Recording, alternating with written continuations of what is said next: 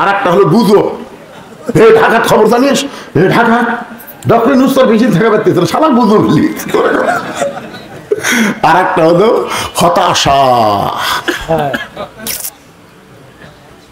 এই তিনটা বর্তমানে আমাদের সমাজত আছে, কিন্তু পয়লা গেছে আওয়ামী লীগ। কোন কথা ঠিক কিনা?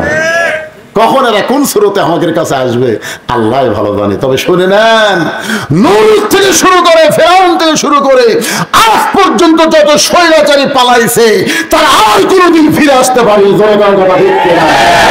হাসিনার জন্য গোটা বর্ডার খুলে দিল, হাসিনার বাংলাদেশে কোনোদিন ফিরে আসবে না। এই হাসিনার চামচাগুলো আমাদের বাংলাদেশকে অস্থির করার জন্য গুজব ছড়ায়। ধরে কোন কথা ঠিক কিনা? আল্লাহ বললেন, ফেরেশতা সেজদা করবা কাকে?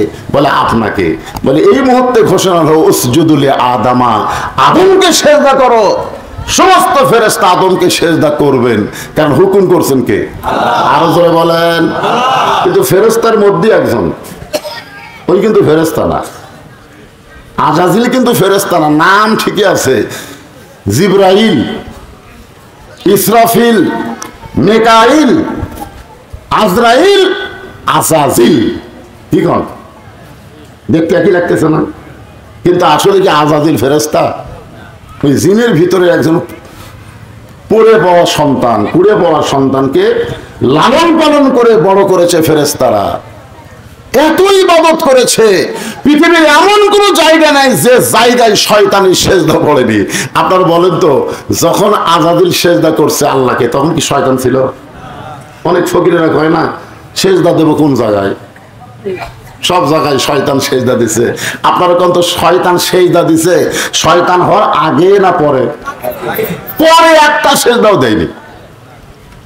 যারা আজকে সেজদার নামে এইরকম মারফতের গান গায় তারা পুরোপুরি শয়তান। ধরে কোন কথা ঠিক না? হ্যাঁ, আসজুদ ওয়াক্তারিব। আল্লাহ কোরআনে বলেছেন সেজদার দ্বারাই বান্দা আল্লাহর নৈকট্য হাসিল করে। আর সেই নামাজের ব্যাপারে এই মারিফতের ভণ্ডরা কি বলে? আগে করো রে মন আখেরের কাজ, ধ্যান যোগে হয় দিলের নামাজ, ও তোমার পাঞ্জে গানা নামাজ পড়া লাগবে না। কি নামাজ পড়া লাগবে? এরকম ভণ্ড আছে না নাই? জোরে কার আছে না নাই? আল্লাহর কোরআন যেদিন বাংলাদেশ চলবে, বাংলার জমি তখন কোনো ভণ্ড পাওয়া যাবে না। আমরা স্বাধীনতার পর থেকে বহু দেখলাম, আমি জন্মর পরে দেখলাম বাপের দেশ, যেরকম কিছুদিন আগে করেছিল আমার বাপের দেশ। জোরে খান কথা ঠিক কিনা? বাপের দেশ, আমার দেশ। স্বাধীনতার পরে দেখলাম বাবা চালালো, যাই চালাক, তখন খুব একটা বুঝিনি, ছোট ছিলাম তো। ৭৫-এর স্পট পরিবর্তন হওয়ার পরে আমরা দেখলাম শহীদ জিয়ার শাসন। ঠিক কিনা বলেন? আজকে যে বিএনপি ভাইরা বিএনপি করতেছে, তার শহীদ যে আদর্শ যদি গ্রহণ করে, শহীদ যে একজন খাঁটি মুসলমান ছিলেন, সংবিধানে যখন বিসমিল্লাহ ছিল না, শহীদ যে বিসমিল্লাহ শুরু করেছে। বলে কোন কথা ঠিক কিনা? কিন্তু এখন ফখরুলের বিএনপি হয়ে গেছে তো সমস্যা পড়ে গেছে। যখন ইঞ্জিনিয়ার মাহমুদের নাম শুনছেন, চিরাঙ্গের এক নেতা, যখন সালাউদ্দিন কাদের চৌধুরীর সন্তান হুম্মান কাদের চৌধুরী হাজার হাজার বিএনপির সামনে হঠাৎ বলল তখন সামনের বিএনপি কর্মীরা আর বিএনপির কথা মনে আছে, নারায়ে তাকবীর শুনলে বিএনপি মনে থাকবে? আল্লাহু আকবার যেই মেরা দিছে, সাংবাদিক ইঞ্জিনিয়ার মাহমুদের কাছে গিয়ে বলতেছে, ভাই খবর কি? বলে এটা তো হামাকের তকবীর না, এটাকে হামাকের দলের না। দেখছেন কি বলতেছে? এরা আমাকের দলের না। আরে বিজ্জাত, তুই জন্মানোর সঙ্গে সঙ্গে তোর ডান কানে আজান, বাম কানে আকামত দেওয়া হয়েছে। ধরে কোন কথা ঠিক কিনা? মরার সঙ্গে সঙ্গে তোর লাশ সামনে নিয়ে ইমাম সাহেব জানাজায় আল্লাহু আকবার বলে শুরু করবে। আর আল্লাহু আকবার আমাকে রে কোন দলের? এই জন্য বাংলাদেশের বড় বড় দল আওয়ামী লীগ, বিএনপি, এরা দেখবেন ভুলেও আল্লাহু আকবার কবার চায় না। বলে কোন ঠিক কিনা? ওরা কি দিয়ে মিছিল শুরু করে দেখছেন? ওকে মিছিল শুরু করে দেখছেন? আওয়ামী লীগের আমরা কি দেখছি? জয় আল্লাহ। আর আমরা মুসলমান বলবো নারায়ে তাকবীর। আল্লাহর বান্দার একটু মনোযোগ দিবেন। মুসলমান যারা হব সমস্ত মুসলমানই তাকবীর দেব, এখানে কোনো দলের কথা বলবো না। দলের দিকে খেয়াল করলে ঈমান থাকবে না। দল বড় না আল্লাহ বড়? মাশাআল্লাহ। এই দিকে খেয়াল করে যখন তাকবীর দেওয়া লাগে আল্লাহু আকবার বলবেন, শয়তান ব্যবহার হয়। এটা এমন একটা ইবাদত যে শয়তান আল্লাহু আকবার শুনে খুব জোরে হলে এত জোরে দৌড় দেয়, রাসূল বলেছেন ওর পিছন দিক দিয়ে বাতাস বের হয়, বাতাস। তাহলে কি জিনিস এইটা বোঝেন? শয়তান তাড়ানোর 1 নম্বর অস্ত্র হলো তাকবীর। 1 নম্বর অস্ত্রের নাম কি? তাকবীর। ফিলিস্তিনের মুসলমানেরা তাকবীর দিয়ে ইসরায়েল সৈন্যের দিকে পাথর নিক্ষেপ করে, কথা ঠিক? আল্লাহ ফেরেশতারা বলে, আল্লাহ তুমি ইচ্ছা করলে ছোট বাচ্চার পাথর অ্যাটম বানায় ইসরায়েলের ইহুদির গায়ে লাগাতে পারো। আল্লাহ বলে, না, আমি মুসলমানের পাথর ইসরায়েলকে লাগাবো না, ইসরায়েলের গুলি যে মুসলমানকে ঝাঁঝরা করে দিব, দুনিয়া মুসলমানের জন্য না, এদের জন্য বহুদিন ধরে আমি জান্নাত সাজায় রাখছি। দুনিয়া ছাড়বে আর জান্নাতে চলে আসবে। আদর করে মানুষ আল্লাহ বানায়া কেমনি দিবেন ক্ষতির মধ্যে ফেলিয়া। সবাই বলতেছেন না? সূরা আসরের তাফসীর শুনবার গেলে গজলটা একটু সুন্দর করে গাওয়া লাগবে। সবাই বলেন, আদর করে মানুষ আল্লাহ বানায়া কেমনি দিবেন জাহান্নামে ফেলিয়া। আল্লাহ মানুষকে এত ভালোবাসে যে ভালোবাসার কারণে বললেন, ইল্লাল্লাযীনা আমানু وعملوا الصالحات وتواصوا بالحق وتواصوا بالصبر। এখানে 4টা বিষয় ওয়াজ হবে। কয় বিষয়? হ্যাঁ, আপনারা 4টা বিষয়ের দিকে খেয়াল করবেন। খুব লম্বা ওয়াজ হবে না। আর এই যে ছেলে পেলে যে কিশোর গ্যাং, ওদের দুটো ঘুরতেছে, এরা যা নষ্ট হচ্ছে ভাই। দুনিয়ার কোনো ওষুধ দিয়ে এদেরকে ভালো করা যাবে না। বাপ মা যদি কিছু বলে চোখ লাটার মতন করে চায় থাকে, পিটন দিলেও এই শালারা লড়ে না। এত বদমাইশ হয়ে গেছে। 2-4 জন বাপ মা আমার কাছে বলে, হুজুর এই বাচ্চাগুলো তো ভালো করার কোনো ওষুধ পাচ্ছি না। আমি বললাম, মা দোয়া করেন, সমস্ত যুবক কিশোরদের ভালো করার ঔষধের নাম হলো আল্লাহর কোরআন। জোরে কার কথা ঠিক? আল্লাহর কোরআন দিয়ে যেদিন বাংলাদেশ চলবে, এইরকম ঘোরাঘুরির কোনো সুযোগ থাকবে। এশার নামাজের পরে ঘুমায় যাও, যাদের লেখাপড়া আছে লেখাপড়া করো, রাস্তাঘাটে ঘোরার কোনো সুযোগ নেই। আল্লাহ রাসূল বলেছেন, এশার পরে ঘুমায় যাবা, কারণ ফজরের জামাত তোমাদেরকে আদায় করা লাগবে। খালি ঘরে কোরআনের মাহফিল এসে বসে না, ঘুরতেছে কি। আমরা একটা গান শুনছিলাম অনেক আগে, চাবি মাইরা দিছে ছাইরা জনম ভরা ঘুরিতাছে, মন আমার দেহ ঘড়ি সুন্দর করে বানাইছে কোন কারিগরে। শোনেন যে গানগুলো, শোনেন গানের যা কঠিন অর্থ ভাই। চাবি মাইরা দিছে ছাইরা জনম ভরা ঘুরিতাছে, এই ঘোরাও কিন্তু একদিন বন্ধ হবে, হবে না ভাইজান? এখানে 4টা বিষয় সম্পর্কে আলোচনা করা হবে। 1 নম্বর বিষয়ের নাম হলো ঈমান। জোরে বলেন, 1 নম্বর বিষয় কি? 2 নম্বর বিষয় হলো ভালো আমল, সুন্দর আমল। আর 3 নম্বর বিষয় হলো হক কথা বলা, হক পথে চলা। আর 4 নম্বর বিষয় হলো হক পথে চলতে গিয়া বলতে গিয়া যত বিপদ আপদ আসবে, ওই বিপদের মধ্যে ধৈর্য ধারণের শিক্ষা নিতে হবে।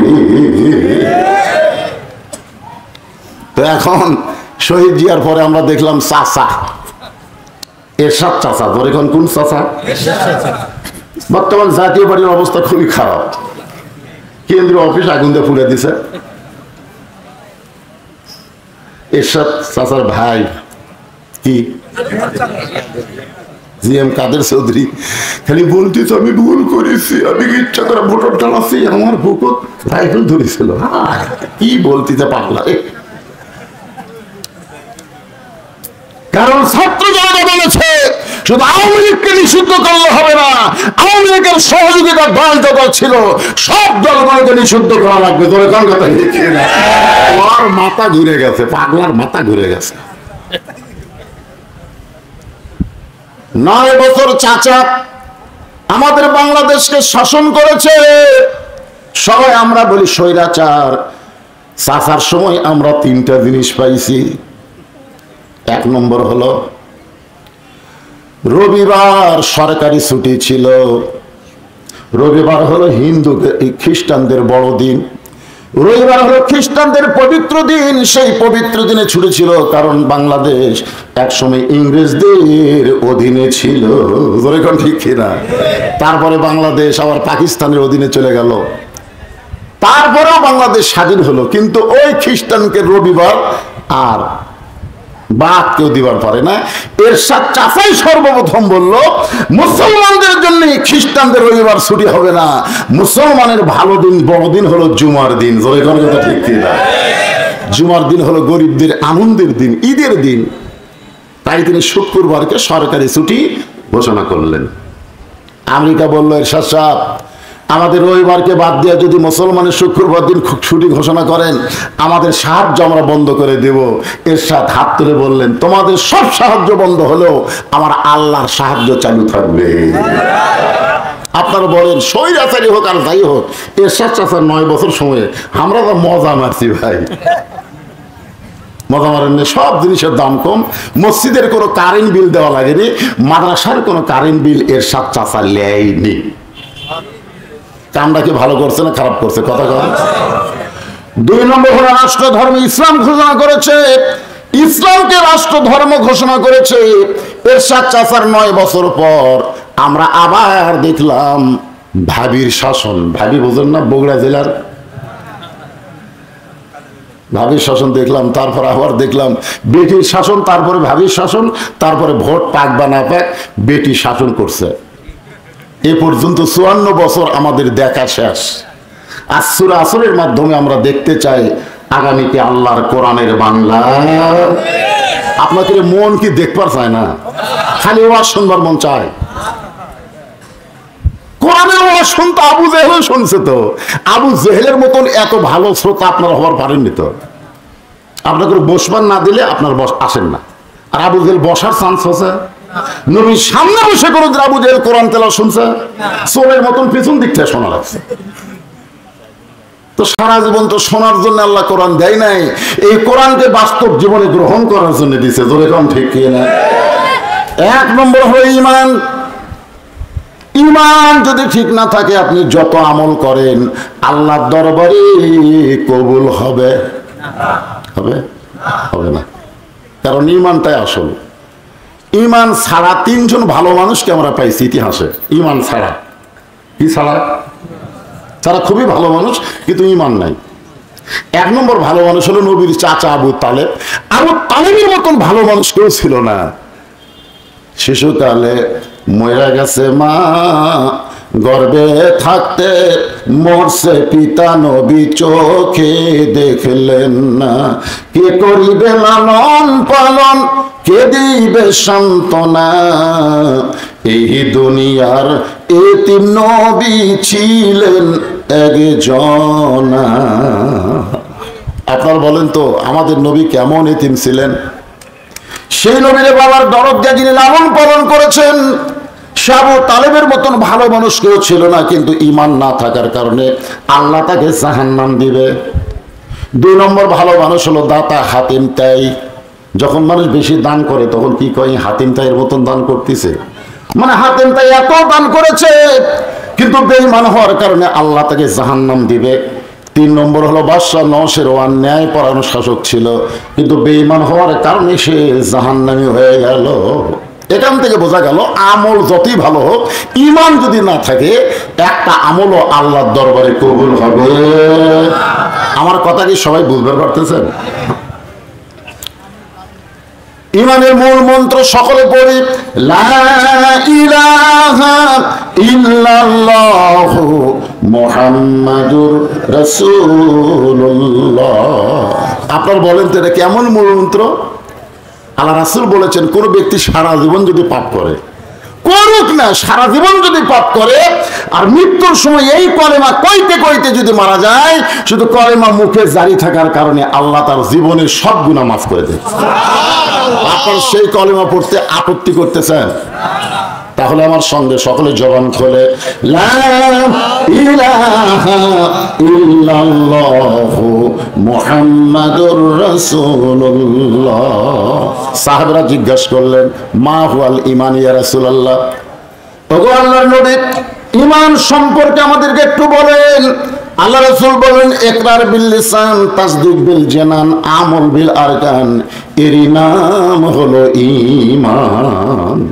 জবানে বলতে হবে লা ইলাহা ইল্লাল্লাহ, শুধু মুখে বললে হবে না বাজান, এটা কলিজার মধ্যে জায়গা দেওয়া লাগবে। কলিজার মধ্যে যখন ইমানের জায়গা হবে তখন বাতিলকে সে ভয় করবে না, ভয় করবে কাকে? আমরা 15.5 বছর কাক ভয় করছি? আল্লাহ।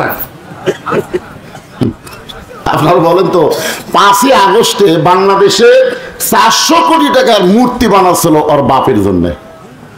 আর বাপের চেহারায় 400 কোটি টাকা দিয়ে রাস্তার মূল মূর্তি বানাইছিল হাসিনা। 5ই আগস্টে সেই মূর্তিগুলো আর আছে? কথা বলা আছে? এত টাকা দিয়ে যে মূর্তি বানালো, সেই মূর্তির মাথার উপর একজন উঠছে, দেখছেন ভিডিও? মাথার উপর উঠছে, মারতেছে লাগতি। আপনারা বলেন তো, পেশাব করছে, বহু কিছু করছে, যাই হোক, একটা লোক সামনে দাঁড়াছে। কতক্ষণ একটা লোক সামনে দাঁড়াচ্ছে?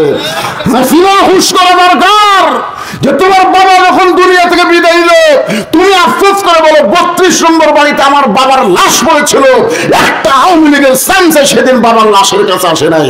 তোমার বাবাকে রাতের অন্ধকারে গোপনে জানাজা করে দাফন করা হয়েছে। তুমি এমন কি হলে যে দেশে 12,000 টাকার কষ্টে একটা মা তার সন্তানকে বিক্রি করে, সেই দেশের 400 কোটি টাকা দিয়ে তুমি মূর্তি বানাইছে? তুমি বুঝবার পারো নাই বাংলাদেশের মানুষ একবার যদি ইমানের তেজ পায়, তাহলে তোমার বাবার শুধু মূর্তি না, তাদের অন্তরের মূর্তিটাও ভেঙে চুরমার করবে ইমান দিয়ে। করে কথা বিক্রি না। আমাদের ইমানের মধ্যে এতদিন দুটা ছিল, আল্লাহ হাসিনা, আল্লাহ হাসিনা। হাসিনার লোকজন দেখা যায়, আল্লাহ ফেরেশতা দেখা যায়? এটা হাসিনার ফেরেশতা? ওই যে আপনাকে বড়াইগ্রাম থানা, সব শালারাই হলো হাসিনার ফেরেশতা। ওই হাসিনার ফেরেশতারাই তো আমাকে এখানে অনুমতি দেয়নি। কথা ঠিক না? ফেরেশতারা, হাসিনার ফেরেশতা। হাসিনার একজন নবী আছে, তার নাম হলো কাউয়া কাদের। ধরে নাম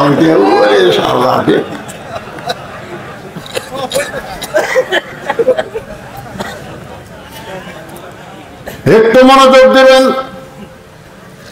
যে নিজে সাহস করে বলেছে আমার দেশ আমার বাপের দেশ, আমার দেশ আমার বাপার দরখাস্ত লেখেন, রাষ্ট্রপতি দয়া করে আপনার ফাঁসির দণ্ড মওকুফও করতে পারে। নিজামী সাহেব মুচকি মুচকি হাসলেন। উকিল বলে, হাসেন কেন? বলে, হাসার কারণ হলো তোমার কথা শুনে। তুমি আমাকে রাষ্ট্রপতির কাছে বাঁচার দরখাস্ত লিখতে বলতেছো, কিন্তু আমার ইমান বলতেছে এ পর্যন্ত বাংলাদেশে 3টা রাষ্ট্রপতি ক্ষমতা থাকা অবস্থায় মরছে। ক্ষমতা থাকা অবস্থায় কয়জন মরছে? একটা হলো বঙ্গবন্ধু শেখ মুজিবুর রহমান, একটা জিয়াউর রহমান, একটা জিল্লুর রহমান। যারা ক্ষমতা থাকতে মারা যায় তাদের কাছে কোনো ইমানদার প্রাণ ভিক্ষা চাই না। প্রাণ দেওয়ার মালিক যিনি, প্রাণ নেওয়ারও মালিক তিনি। উকিল বলতেছে, তাহলে আপনার ফাঁসি হলে আল্লাহ পাক আপনারে কেমনে বাঁচাবে? মতিউর রহমান নিজামী চোখের পানি নিয়ে বলতেছে, তুমি বলতেছ আমার ফাঁসি হবে, কিন্তু আমার ইমান বলতেছে আমার মৃত্যু হবে না। উকিল ভাইয়েরা পাগল নাকি? আল্লাহর কোরআন যার কাছে আছে সেই পর্যন্ত ইমানদার হয়ে বলতে পারে আল্লাহ রাস্তায় যাদেরকে অন্যায় ভাবে হত্যা করা হয়, আল্লাহ বলেছেন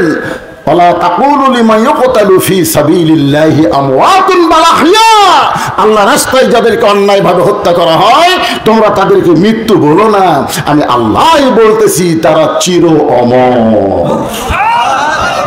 বহু লোকের নাম আমার এলাকায় মতিউর রহমান বাচ্চা হলে আমাকে বলে, হুজুর সন্তানের নাম রাখবো। আমি বললাম মতিউর রহমান।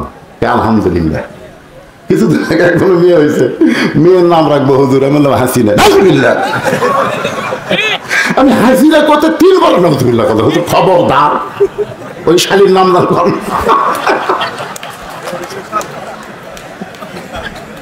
মুজাহিদের নাম রাখতে চাই, নিজামীর নাম রাখতে চাই, আল্লামা সাইদে হুজুরের নামে নাম রাখতে চাই। হাসিনা শুনে 3 বার নাউজুবিল্লাহ কয়। হাই রে হাসিনা।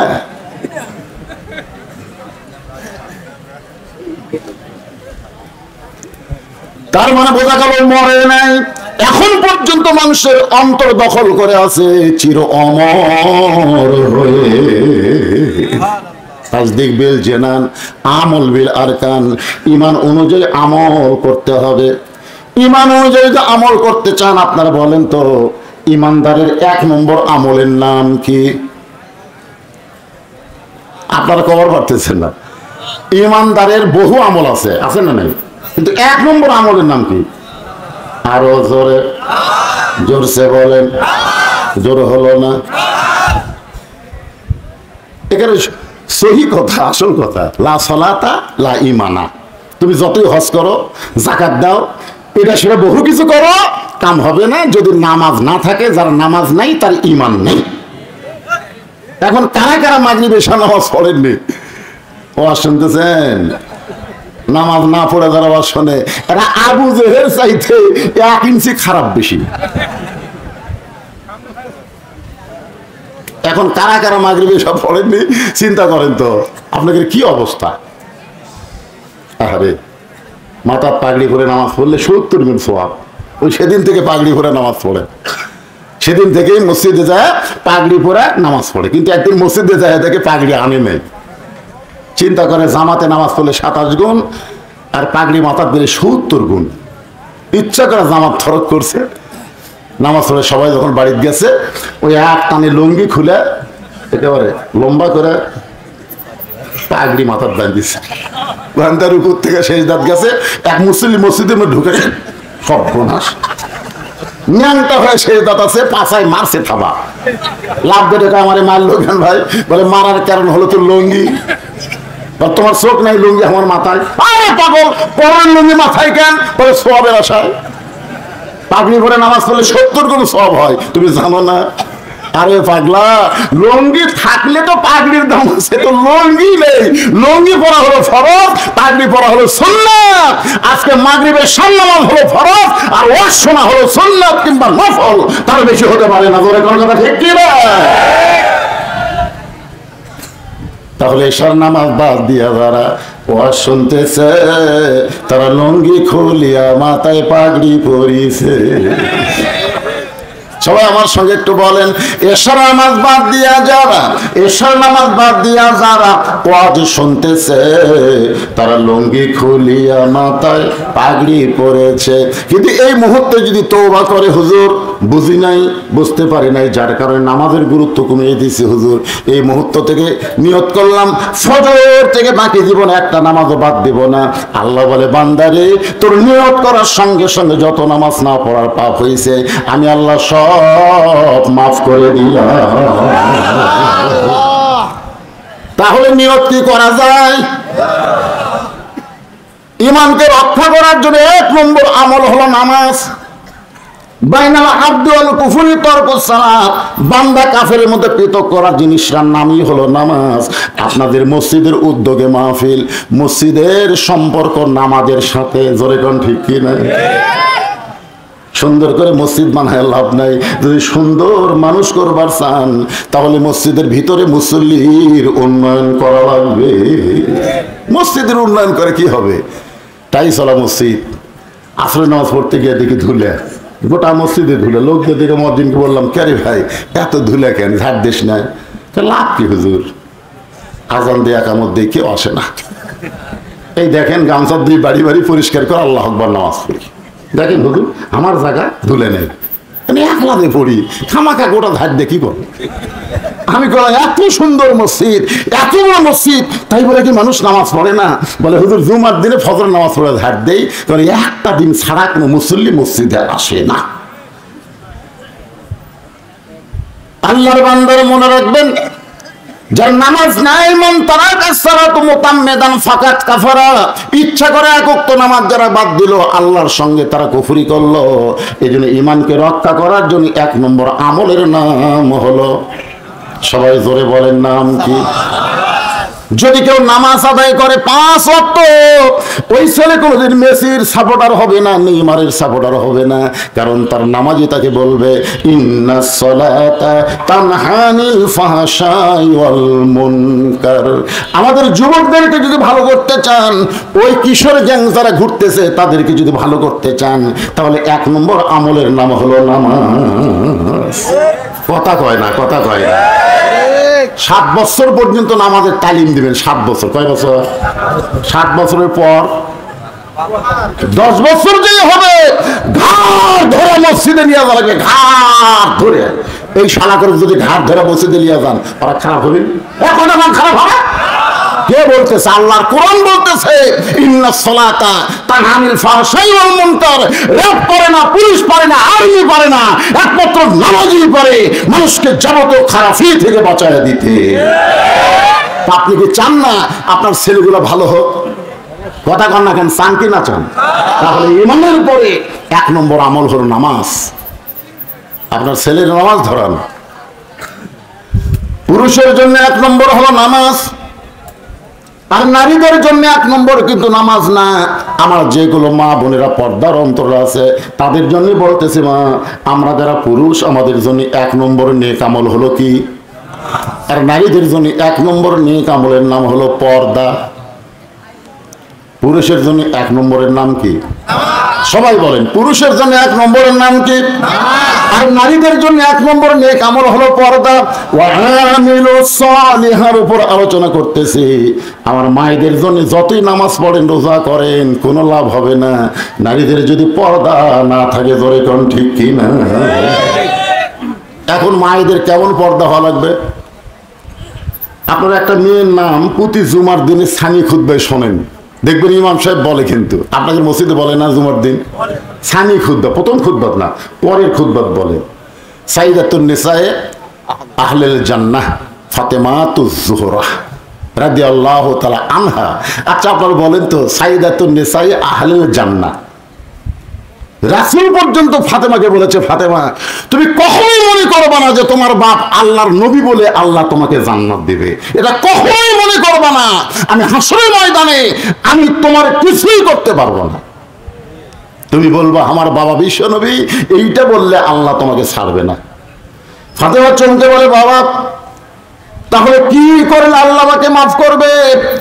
রাসূল বলেন, ফাতেমা জান্নাতে যদি যাবার চাও তাহলে জান্নাতের আমল করে জান্নাতে যেতে হবে। সঙ্গে সঙ্গে ফাতেমা থরথর করে কাঁপতেছে, মনে করেছিল আমি বিশ্বনবীর কন্যা, বাবার দিকে তাকায় হয়তো আল্লাহ আমাকে মাফ করতে পারে, কিন্তু আমার বাবাই যখন বলতেছে জান্নাতের আমল করে জান্নাতে যাওয়া লাগবে। ফাতেমা বললেন, বাবা মেয়েদের জান্নাতের আমল কি বলবেন? রাসূল বলেন, 1 নম্বর হলো পর্দা। আমার মায়েরা যারা পর্দার অন্তরে শোনেন, মা ফাতেমা কেমন পর্দা মিশেছিলেন তাহলে বুঝতে পারবেন। কতগুলো মেয়ে মানুষ ফাতেমার দরজার সামনে দাঁড়িয়ে আছে। ফাতেমা যে বাড়ি আমি নিজের চোখে দেখাইছি মদিনায়, মা ফাতেমার বাড়ি, সুবহানাল্লাহ বলেন। যে দরজা দিয়ে নবী ফাতেমার বাড়িতে ঢুকতো, ওই দরজা পর্যন্ত গিয়ে আল্লাহকে বললাম, আল্লাহ রাসূলকে দেখি নাই, কিন্তু যে দরজা দিয়ে রাসূল ফাতেমার বাড়িতে যাওয়া আসা করতো সে দরজা তো দেখার সৌভাগ্য পাইছি। সুবহানাল্লাহ। কিছুই নাই, একটা কূপ। ফাতেমার তেমন কিছু নাই রে বাজান। সেই ফাতেমার বাড়ির দরজায় কতগুলো মেয়ে মানুষ দাঁড়িয়ে আছে। কতগুলো মেয়ে মানুষ দাঁড়ানোর কারণ হলো তারা ফাতেমার সঙ্গে দেখা করবে, ফাতেমার কাছ থেকে জান্নাতি আমল শিক্ষা গ্রহণ করবে, কিন্তু বাড়ির দরজা বন্ধ। এমন সময় মেয়েরা দেখতে পায় ছোট্ট একটা বাচ্চা দরজার সামনে দৌড়াদৌড়ি করতেছে। মেয়েদের মধ্যে একজন ওই বাচ্চাকে ডাক দিল, বাবু একটু আমার কাছে আসো তো। ওই বাচ্চাটা যখন মেয়েদের কাছে গেছে, বলে তোমার নাম কি? বলে আমার নাম হলো হোসাইন ইবনে আলী। যেই বলছে আমার নাম হলো হোসাইন ইবনে আলী, সঙ্গে সঙ্গে মেয়েরা বুঝবার পারছে আলীর বেটা হইলে এটা ফাতেমার সন্তান হবে। সুবহানাল্লাহ। আমার নাম হলো হোসাইন ইবনে আলী। মেয়েরা বলতেছে বাবা বুঝতে পারছি, তাহলে তোমার মায়ের নাম কি? বলে আমার মায়ের নাম হলো ফাতেমা, আমার নানার নাম হলো মুহাম্মাদুর রাসূলুল্লাহ। সকলে বলেন সাল্লাল্লাহু আলাইহি ওয়াসাল্লাম। মেয়েরা মাথায় হাত দিয়ে বলে বাবা তোমার মা যদি ফাতেমা হয়, আমরা তোমার মায়ের সঙ্গে দেখা করার জন্য দরজায় দাঁড়িয়ে আছি, তুমি একটু ভিতরে গিয়া আমাদের কথা বলে তোমার মাকে একটু দরজা খুলতে বলো। হোসেন বলতেছে আপনাদের কোনো টেনশন নাই, আমি যাচ্ছি। এই কথা বলে খেলাধুলা বন্ধ করে হোসেন মায়ের কাছে যাওয়ার জন্য যখন বাড়ির মধ্যে ঢুকছে, বাড়ির মধ্যে ঢুকে একটা ঘর অতিক্রম করে তারপরে মায়ের ঘরে যাইতে হবে। কারণ ফাতেমা যেই ঘরে থাকে সেই ঘরকে বলা হয় অন্দরমহল। ধরে বলেন কি মহল? অন্দরমহল বোঝেন? ইমাম গাজ্জালি বলেছেন প্রত্যেকটা মেয়েদেরকে অন্দরমহলে রাখতে হবে, প্রত্যেকটা মেয়েদেরকে অন্দরমহলে রাখতে হবে। ছাত্ররা বললেন হুজুর অন্দরমহল মানে কি? ইমাম গাজ্জালি বলেন অন্দরমহল মানে হলো কবর। ছাত্ররা চমকে বলে হুজুর মেয়েদেরকে কবরে রাখতে হবে? ইমাম গাজ্জালি বললেন পাগল, উল্টা বোঝো কেন? যে সমস্ত পুরুষ মানুষ একজন মেয়ে মানুষ মরলে স্পর্শ করতে পারবে না, তারা অন্দরমহলে ঢুকতে পারবে না। আচ্ছা একটা মেয়ে মানুষ মারা গেলে যাই তাই ধরে তার লাশ কবরে নামাতে পারবে? যদি শালি মরে যায় আর দুলা ভাই যদি বলে আমার আদরের শালি মারা গেছে, আমি নিজের হাতে লাশটা কবরে নামাবো, আপনারা কি বলবেন? কথা কয় না, পারবে মানে আপনারা তখন কি বলবেন? দুলা ভাই হয়ে শালির লাশ স্পর্শ করা হারাম। যেই কইছে দুলা ভাই শালির লাশ স্পর্শ করা হারাম, দুলা ভাই সাইডে মুচকি মুচকি হাসতেছে। একজন বলে হাসিস কেন? বলে হাসার কারণ ওর বাঁচিয়া থাকতে কত ধরছি, আমি না ধরলে আমার শালি আমার হাত ধরছে। দুলা ভাই 500 টাকা না দিলে হাত ছাড়বো না, 500 টাকা না দিলে হাত ছাড়বো না। যে শালি আমার হাতের থেকে জোর করে টেক্কা খোসাইলে গেছে আর সেই শালি মরছে, আর হাত দেওয়াই হারাম। বাংলাদেশ হারাম কখন হয়? বাঁচলে হয় না মরলে হয়। সবাই বলতেছে এমন একটা ইসলামী দেশ যেই দেশে বাঁচতে হারাম না হলেও মরলে হারাম হয়। আপনারা বলেন তো মরার পরে হারাম করা লাভ আছে? মরার পরে 5 কাপড় দিয়ে লাভ হবে? মরার পরে খাটনি ঢেকে কোনো লাভ হবে না, জীবিত অবস্থায় যদি পর্দা না করে। জোরে কোন কথা ঠিক? একটা মেয়ে মানুষ মারা গেলে তার লাশটা যেমন কবরে যারা তারা নামাবার পারবে না, যে মানুষরা মেয়েদের লাশ স্পর্শ করতে পারবে না, ওই পুরুষেরা মেয়েদের ঘরের মধ্যেও ঢুকতে পারবে না। এখন একটা ঘর অতিক্রম করে হোসেনকে তার মায়ের ঘরে যাইতে হবে। খেলাধুলা বাদ দিয়ে হোসেন যখন ঘরটা অতিক্রম করে মায়ের ঘরের দরজায়, ওই ঘরের মধ্যে হযরত আলী তখন আল্লাহর কোরআন তেলাওয়াত করতেছে। হযরত আলী তখন কি করতেছে? আল্লাহর কোরআন তেলাওয়াত করতেছে। এমন সময় হোসাইন মায়ের ঘরের দরজায়, ইন্নামাল মুমিনুনা আল্লাযীনা ইযা যুকিরাল্লাহু ওয়াজিলাত কুলুবুহুম ওয়া ইযা তুলিয়াত আলাইহিম আয়াতুহু জাদাতুহুম ঈমানা ওয়া আলা রাব্বিহিম ইয়াতাওয়াক্কালুন। যে হোসাইন তার মায়ের ঘরের দরজায় সঙ্গে সঙ্গে হযরত আলী কোরআন তেলাওয়াত বন্ধ করে বললেন থামো। আমার কথা বুঝতে পারছেন? হযরত আলী কি তেলাওয়াত করতেছেন? যে হোসাইন মায়ের ঘরের দরজায় সঙ্গে সঙ্গে কোরআন তেলাওয়াত বন্ধ করে সন্তানকে বলেন থাম। তার মানে বোঝা গেল আপনি যতই ইবাদত করেন আপনার সন্তানেরা কি করতেছে আপনাকে খেয়াল করার দরকার আছে না নাই? দরকার আছে না? সবচাইতে উত্তম ইবাদত কি? আফজালুল জিকির তেলাওয়াতুল কোরআন। সবচাইতে বড় জিকির হলো কোরআন তেলাওয়াত করা। সেই জিকির কোরআন তেলাওয়াত বন্ধ করে বলতে থাম। কে বাইরে খেলাধুলা করতেছিলি, সে খেলাধুলা বাদ দিয়া মায়ের ঘরের দরজা কেন? খেলাধুলা কর যা, বাইরে থেকে দৌড়ে এসে মায়ের ঘরের দরজা। হোসেন বলতেছে বাবা মায়ের ঘরে দরজায় দাঁড়ানোর কারণ হলো কতগুলো মেয়ে মানুষ বাড়ির দরজায় দাঁড়িয়ে আছে, তারা আমার মায়ের সঙ্গে দেখা করতে চায়। আমার মা তাদের জন্য দরজা খুলবে কিনা সেটা অনুমতি নেওয়ার জন্য আমি মায়ের ঘরে ঢুকতেছি। আলী বলতেছে এই জন্যই তো তোরে থামাইছি, এই জন্যই তোরে থামাইছি, কারণ এখন তোর বয়স কত? হোসেন বলতেছে বাবা আমার বয়স কত আপনি ভালো জানেন। বলে সেই জন্যই তো তোরে থামাইছি রে পাগলা। কারণ এই মুহূর্তে তোর যে বয়স, এই বয়সে যখন তখন মায়ের ঘরে ঢুকতে পারবি না। মায়ের ঘরে ঢুকতে গেলে আগে তোকে মায়ের অনুমতি নেওয়া লাগবে যে মা আমি হোসাইন তোমার ঘরে ঢুকতে চাই। মা যদি বলে বাবা এখন কাপড় টুকুর ঠিক নাই, তুই একটু পরে ঢোক, তোর মা যখন ঢুকতে বলবে তখন ঢোকা লাগবে। কারণ এই মুহূর্তে তোর বয়স 4 বছরের বেশি, আর 4 বছরের বেশি বয়সের বাচ্চা যখন তখন মায়ের ঘরে ঢুকতে পারবে না, কারণ মায়ের সবগুলো বিষয় সম্পর্কে 4 বছরে তার জানা। দরকার ঠিক কিনা? এই জন্য আল্লাহ রাসূল বলেছে 2 বছর যে বাচ্চার বয়স হবে, এই বাচ্চা যদি চেতন থাকে ঘরের ভিতর, তুমি খবরদার তোমার বউ যেন আদর করো না। কয় বছর? দেখছেন, আমার হালাল বউ আদর করা যাবি না যদি আমার 2 বছরের বেটা চেতন থাকে। কারণ যদি আদর করেন ওই বায়াসা বলতে পারে আব্বা তাই মাস্ক চাপে ধরছিল রে, বলতে পারে, কারণ এই ব্রেন আউট হয়ে গেছে অন্তত বাইরে আসা পর্যন্ত। তারপরে 2-4 দাও ফাটলে আর মনে থাকবে না, কিন্তু এই পর্যন্ত মনে থাকতে পারে। সতর্ক, এই নাম হলো ইসলাম। ধরে কেন সুবহানাল্লাহ। নিজের জন্ম দেওয়া ছেলে 2 বছর বাচ্চার সামনে হালাল বউকে আদর করা যায় না, এই নাম হলো ইসলাম। আর আমাদের বাংলাদেশে 14ই ফেব্রুয়ারি নামে ভ্যালেন্টাইন ডে, বেশ্যা দিবস পালন হচ্ছে। বলে কোন ঠিক না? আগামীতে এই বাংলাদেশে 14ই ফেব্রুয়ারি পালন করা যাবে। আপনাকে লালপুরে তো একটা ব্যবসাখানা বানাচ্ছেন। কি বানাচ্ছেন? Green valley. শালা আমার এলাকার ছেলে মেয়ে সব এখানে আসে, জোড়া জোড়া। এগুলো একটাও থাকবে না। ঠিক কিনা? যদি আপনারা করতে চান পর্দার ভিতর দিয়ে করা লাগবে। মেয়েরা মেয়েদের দিকে যাবে, ছেলেরা ছেলের দিকে যাবে, ছেলে মেয়ে একসঙ্গে চলবে। দেখছেন, নিজের 2 বছর বাচ্চার সামনে নিজের হালাল বউকে আদর করার সুযোগ ইসলাম দেয় নাই। সন্তান যখন ঘুমায় যাবে, কিন্তু তোমার যদি ধৈর্য না ধরে, তোমার সন্তানকে তোমার সন্তানের দাদির কাছে দিয়ে আসো। মা 1 ঘন্টার জন্য আমার বেটা ধরতো, আমি একটু খেলবার চাই। হাসতেছে। আল্লাহ কোরআনে বলেছেন হুন্না লিবাসুল্লাকুম ও আনতুম লিবাসুল্লাহুন্না। আয়াতের তাফসীর পড়েন, একটু মনোযোগ দিয়ে শুনবেন। হোসাইনের বয়স হলো 4 বছরের বেশি। ছেলে যখন একটু বড় হবে, যখন তখন মায়ের ঘরে ঢুকতে পারবে না।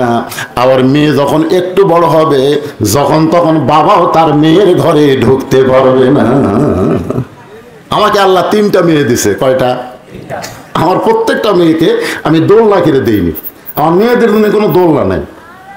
আমি 3 বছর পর্যন্ত আমার মেয়েদেরকে আমি বুকের উপর ঘুমাইছি। 3 বছর। মেয়েরা যেন বলতে না পারে যে মেয়ে হওয়ার কারণে বাবা আমাকে দেখতে পারেনি, এটা যেন বলবার না পারে। এত আদর করে করে আমার 3টা মেয়েকে আমি বড় করলাম। সেই মেয়েরা এখন বড় হওয়ার পর আমার কাছে আর কিছুই চায় না। ওদের যা দরকার হয় মায়ের কাছে চাই। মা বুকে বলো তো আমাকে টাকার দরকার। আমি একদিন এই তোর মায়ের কাছে কোষ কেন, আমার বললো রয়েছে না। আমি ঘরের মধ্যে নিয়ে বললাম কত লাগবে তোর? এই তোর কয় টাকা লাগবে? বলতেছে আপনি চা দিবেন, আপনি চা দিবেন। তখন বুঝতে পারলাম বাপকে একটু বড় হওয়ার পরে মেয়েরা খুব ভয় করে। জোরে করুন ঠিক কিনা? এত সম্মান করে, ভালোবাসে, গোপনে গোপনে বলবে মায়ের কাছে আব্বুর জন্য এইটা পাক করো মা। মেয়েরা বাপকে এত ভালোবাসে, কিন্তু শরমে কিছুই বলতে চায় না। আল্লাহ রাসূলের ছেলে ছোট্ট অবস্থায় দুনিয়া থেকে বিদায় নেওয়ার পর নবীর 4টা মেয়ে ছিল। 4টা মেয়ের মধ্যে সবচাইতে গরিব হলো ফাতেমা। নবী আবার ফাতেমাকে সবচাইতে বেশি ভালোবাসতে। জোহরের নামাজের পরে ফাতেমার দরজায় রাসূল বলেন ফাতেমা একটু দরজা খোল মা, আজকে 2 দিন ধরে তোর দেখি নাই, তোর একটু দেখে আমি যাবার চাই। ফাতেমা দরজায় সে কান্নায়। রাসূল বলে কান্দো কেন ফাতেমা? বলে কান্দার কারণ হলো বাবা এখন আমি দরজা খুলতে পারবো না, মেহেরবানি করে আপনি চলে যান। আসরের নামাজের পর আল্লাহ নবী আবার ফাতেমার দরজায়, ও ফাতেমা দরজা খুলে দাও, তোমাকে না দেখে আমার বড় কষ্ট হয়। ফাতেমার দরজায় কান্দের বলে বাবা আপনি কি জানেন না আপনার ফাতেমা বড় হয়ে গেছে, যখন তখন আপনি বললেও আমি দরজা খুলতে পারি না। এমন একটা পোশাক ফাতেমার শরীরে আছে বাবা, ওপর দিকে টানলে নিচের দিকে বের হয়ে যায়, নিচে নামাইলে উপর আমি ঢাকতে পারি না। সঙ্গে সঙ্গে রাসূল জানলার কাছে গিয়ে বলেন ফাতেমা আমার গায়ের চাদর তোকে দিলাম মা, এই চাদর পরে তুই আমার জন্য দরজা খুলে দে। নবীর গায়ের চাদর পরে ফাতেমা ঘোমটা দিয়া যখন দরজা খুলে দেয়, রাসূল ফাতেমার মুখের দিকে তাকায় দেখে ফাতেমা চোখে নিচে সুরমা ব্যবহার করেছে। নবী খুশি হয়ে বললেন, ফাতেমা চোখের নিচে সুরমা দেওয়ার কারণে তো খুব ভালো লাগতেছে মা। ফাতেমা কান্দে রে বাবা, চোখের নিচে সুরমা ব্যবহার করিনি, না খেয়ে থাকার কারণে আমার চোখের নিচে কালিমা পড়ে গিয়েছে। আল্লাহ রাসূল বললেন, ফাতেমা এই কষ্ট থেকে যদি শান্তি পাবার চাস তাহলে 33 বার সুবহানাল্লাহ, 33 বার আলহামদুলিল্লাহ, 34 বার আল্লাহু আকবার আমল কর। দুনিয়া কষ্ট হবে, আল্লাহ তোর জন্য জান্নাতকে সাজায় রাখবে। এখান থেকে আপনারা কি বুঝলেন? বাবা মেয়ে যখন বড় হবে নিজের ইচ্ছা মতো চলতে পারবে না, ঢুকতে পারবে না, মেয়ে যদি দরজা খুলে না দেয়। আলী বলতেছে, হোসাইন এখন তোমার বয়স হলো 4 বছরের বেশি, যখন তখন তুমি দৌড়ে এসে মায়ের ঘরে ঢুকতে পারবা না, বরং আমার কাছে আসো। যেই হোসাইন হযরত আলীর কাছে, আলী বলতেছে ধরো কোরআন, এই কোরআনটা ধরো। সঙ্গে সঙ্গে হোসাইন 2খানা হাত বাড়ায় দিছে, দেন। জোরে কান সুবহানাল্লাহ। বাবা যখন তার ছেলেকে বলতেছে কোরআন ধর, সঙ্গে সঙ্গে হোসাইন বলতেছে দেন। হযরত আলী আল্লাহর শুকর আদায় করে বলতেছে, আল্লাহ ভাগ্য গুণে এমন একটা সন্তান পাইছি জন্মসূত্রে পবিত্র হয়ে জন্ম নিয়েছে। সুবহানাল্লাহ। কান্না কি ধরবার করছে, একদম বাগডম, একদম বাগডম। আমাদের গুলা দেখেন তো, খাড়া হয়ে পেশাব করে। এক মা আমার কয়, হুজুর আমার ছেলে 4 বছর বয়স হয়ে গেল, বসে পেশাব করে না, বহু চেষ্টা করলাম বসে না, পিঠে যদি বসায় যেই পেশাব শুরু হয় খাপ করে না। আমি বললাম, কি মা এরকম হওয়ার কারণ কি? তোমার বাচ্চা কি নর্মালি হচ্ছে না সিজার করে? বলে হুজুর এইটা কেন শুনতেছেন? না একটু শোনা দরকার, তুমি সত্যি করে বলো তো এটা কি নর্মালে হচ্ছে না সিজার করে? সিজার করে হচ্ছে। এই জন্যই তো সিজার করা বাচ্চা যারা জন্মের সময় অস্থির করে তাদেরকে দুনিয়াতে বের করে এমন ভাবে একটা ঘুরান দেয়, ওই ঘুরানি তাদের মাথার ব্রেনটা ঘুরে গিয়ে অস্থির হয়ে যায়।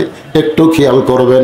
হোসেন হাতে হযরত আলী কোরআন শরীফ দিয়ে বলতেছে, হোসেন তুমি আল্লাহর কোরআনের সঙ্গে সম্পর্ক করো। প্রত্যেকটা বাবা তার সন্তানকে কোন শিক্ষা না দেয়া সর্বপ্রথম যে শিক্ষা দিবে সেই শিক্ষার নাম হলো আল্লাহর কোরআন। জোরে বলেন নাম কি? কোরআনের সঙ্গে শিক্ষা যদি দিবার চান তাহলে আপনার সন্তান কেমনে পেশাব করা লাগবে এই শিক্ষাটাও কিন্তু আপনাকে দেওয়া লাগবে। জোরে কোন ঠিক কিনা? যদি আপনি দিবার না পারেন তাহলে একটা হাফেজি মাদ্রাসায় ভর্তি করে দিবেন। ওই যে কতগুলো উঠছে দেখেন, এই দেখেন, বলতে বলতেই দৃষ্টান্ত দেওয়ার জন্য আপনারা তাকায় দেখেন, বাপ মা আর পারতেছে না, ওদেরকে পাঠাইছে হুজুরের কাছে, হুজুর আমার সন্তানকে একটু সাইজ করে দেন। 7 বছরের বাচ্চা আমার মাদ্রাসায় ভর্তি করে দিয়ে গেছে। ভর্তি করার পরে হুজুর নিয়ে গেছে মাদ্রাসা, যে ওয়াজ করলো আমার আগে উনি হচ্ছে মাদ্রাসার মোহতামিম, মাদ্রাসা পেশাব খানাত নিয়ে গেছে। তাই আমি বললাম, হুজুর পেশাব খানাত কেন? তোর বাপ ভর্তি করে দিয়ে গেল। হুজুর তাকে পেশাব করা শেখার লাগবে, তারপরে আরবি কায়দার হাতত দেওয়া যাবে। কায়দার মধ্যে 2-1টা শব্দ কোরআনের আছে না নাই? এই জন্য হুজুর আগে পেশাব করা শিখুক, তারপরে ওযু করা শিখুক, তারপরে লেখাপড়া, তারপরে লেখাপড়া আগে। কারণ লা ইয়ামুসুহু ইল্লাল মুতাহহারুন, ততক্ষণ পর্যন্ত আল্লাহর কোরআন স্পর্শ করা যাবে না যখন তুমি পবিত্র না হবা। জোরে কথা ঠিক? তাহলে আপনার বাচ্চাকে, মাসুম বাচ্চাকে আপনি পবিত্র হওয়ার শিক্ষা দেন, ওই বাচ্চা কোনোদিন মেসির ভক্ত হবে না, নেইমারের ভক্ত হবে না, ভক্ত হবে হাসান হোসেনের। জোরে কথা ঠিক না?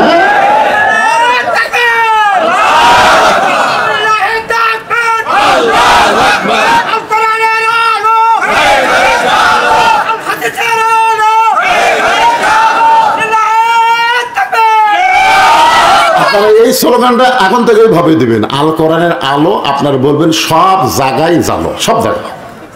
অনেকে সংসদের নাম শুনলাম একটু ইটিস পিটিস করে, এই বক্তা কি ওয়াজ করলো রে? সংসদের কথা বললি রে, এই তো জামাতের ক্যানভাস আর রে।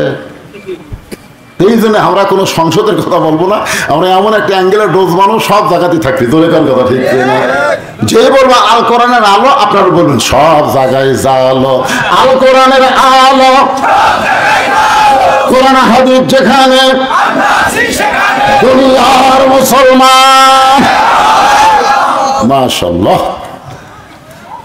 একটু মনোযোগ দিয়ে শোনেন। হযরত আলী হোসেনের হাতে আল্লাহর কোরআন দিয়ে ফাতেমার ঘরের দরজায়, আপনারা বলেন তো, বাবা যখন মেয়ে বড় হবে তখন মেয়ের ঘরে ঢুকতে অনুমতি লাগবে, ছেলে যখন বড় হবে তখন মায়ের ঘরে ঢুকতে অনুমতি লাগবে, কিন্তু স্বামী যদি বইয়ের ঘরে ঢোকে অনুমতির দরকার আছে?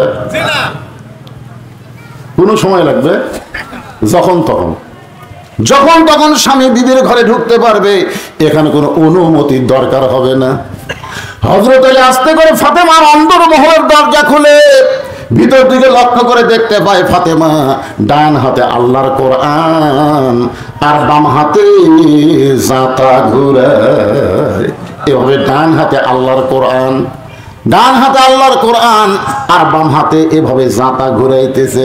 এই দৃশ্য দেখার পর হযরত আলী মনে মনে বলতেছে, আল্লাহ, দুনিয়াতে গরিব হলে কি হবে, আমার ঘরটা আল্লাহর জান্নাত হয়ে গেছে। সোনা বলে দেখেন, ঘরের মধ্যে ঢুকে দেখতেছে বউ আল্লাহর কোরআন তেলাওয়াত করতেছে। কোরআন তেলাওয়াত করতে গিয়ে দুনিয়ার কাজ কাম সে বাদ দেয় নাই, ডান হাতের মধ্যে কোরআন নিয়ে তেলাওয়াত করে আর বাম হাতে এভাবে জাতা ঘুরাইতেছে। ডিজিটাল যুগের ছেলেরা জাতা বোঝো?